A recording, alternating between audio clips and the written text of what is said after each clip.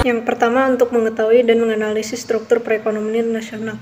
Data pendapatan nasional dapat digunakan untuk menggolongkan apakah suatu negara merupakan negara industri, pertanian, atau negara jasa.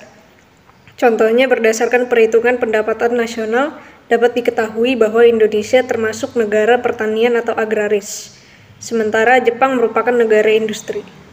Nama saya Maria, saya dari kelas 11 akan membahas manfaat pendapatan nasional.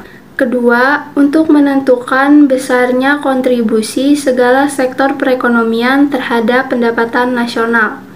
Misalnya sektor pertanian, pertambangan, perdagangan, industri, jasa, dan sebagainya. Data tersebut digunakan untuk membandingkan perekonomian suatu negara dan daerah dari waktu ke waktu, dan juga untuk sebagai landasan kebijakan pemerintah. Guys, nama aku Britza Laura Amaria Silaban dan aku dari kelas 11 IPS. Kali ini aku akan menjelaskan sedikit nih tentang mendapatkan informasi soal tingkat kemakmuran masyarakat. Kalau ingin tahu seperti apa nih tingkat kemakmuran masyarakat suatu negara, pemerintah suatu negara lazimnya akan melakukan perhitungan pendapatan nasional.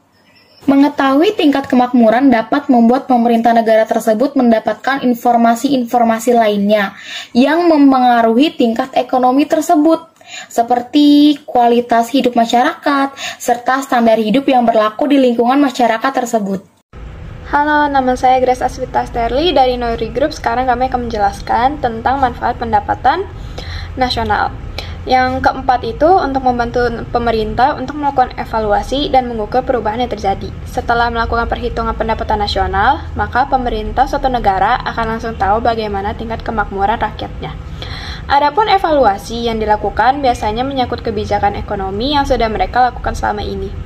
Tidak sampai di situ, perhitungan pendapatan nasional juga membantu pemerintah melihat perubahan yang terjadi di negaranya, terutama di sektor ekonomi.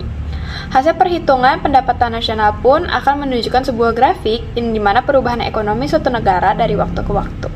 Nama saya Erin dari kelas 11 IPS. Saya akan menjelaskan tentang produk domestik bruto dan produk nasional bruto.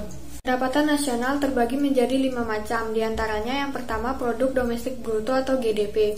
Produk domestik bruto atau gross domestic product merupakan jumlah produk berupa barang dan jasa yang dihasilkan oleh unit-unit produksi di dalam batas wilayah suatu negara atau domestik selama 1 tahun. Yang kedua, produk nasional bruto atau GNP.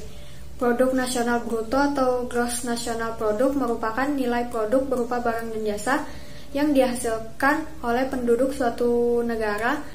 Pendapatan nasional neto atau NNI merupakan pendapatan yang dihitung dari jumlah total balas jasa yang diterima masyarakat sebagai pemilik faktor produksi.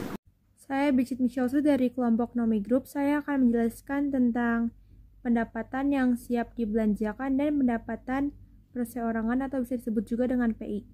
Berikut penjelasannya.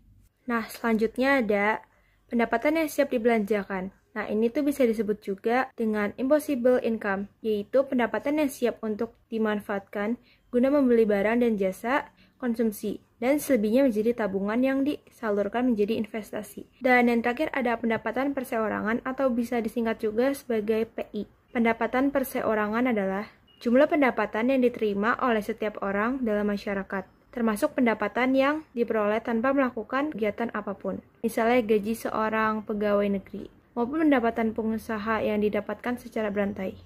Sekian penjelasan dari kami, semoga mengerti. Terima kasih.